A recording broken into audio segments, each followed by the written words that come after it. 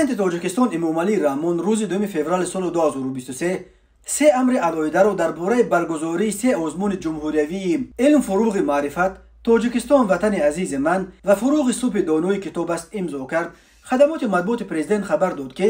барои қадрдонии ғолибон озмуни илм, фуруғи маърифат бо ҷоизаҳо 4 миллиону 85 ҳазор сомонӣ, барои ғолибони озмун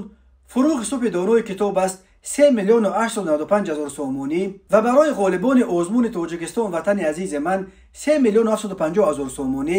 ҷудо карда шудааст. дар умум маблағи ҷоизаҳои ин се озмун назар ба як соли қабл имсол 3,8 миллион сомонӣ афзоиш дода шуда ба 11,7 миллион расонида шудааст. тибқи шарту шурути ин се озмун дар баробари хонандагони ғолиб ҳамчунин устодони онҳо низ бо ҷоизаҳои пулӣ қадрдонӣ карда мешаванд. дар умум шумораи барандагони озмун илм, фуруғи маърифат имсол 42 нафар зиёд гардида ба 132 нафар расонида шудааст. ҳадафи ин озмун рушди тафаккури техникӣ, тарғиби ҷаҳонбинии илмӣ, дастрасӣ пайдо кардан ба техника ва технология ва омӯзиши фанҳои риёзӣ дақиқ ва табиӣ, ҳамчунин дарёфт ва муаррифии истеъдодҳои нав дар ин самтҳо унвон мешавад. шумораи барандагони озмуни Тоҷикистон ватани азизи ман имсол 40 нафар зиёд гардида ба 115 нафар расонида мешавад. дарёфти истеъдодҳои нав дар соҳаи санъату мусиқӣ ва сарояндагӣ, рассомӣ ва дизайн, баланд бардоштани маҳорати касбӣ ва эҳсоси зебошиносӣ,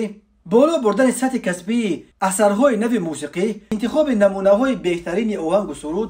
коллексияҳо ва асарҳои рассомӣ аз ҳадафҳои асосии ин сабқати ҷумҳуриявӣ ном бурда мешаванд. озмуни ҷумҳуриявии фуруғи субҳи донои китоб аст бошад бо мақсади баланд бардоштани завқи китобхонӣ, тақвияти нерӯи зеҳнӣ, дарёфти чеҳраҳои нави суханвару сухандон, арҷ гузоштан ба арзишҳои миллию фарҳангӣ, инкишофи қобилияти эҷодӣ, такмили захираи луғавӣ ва мусоидат дар рушди ҷаҳони маънавии тамоми сокинони кишвар дар чанд номинатсия доир гардида, шумораи умумии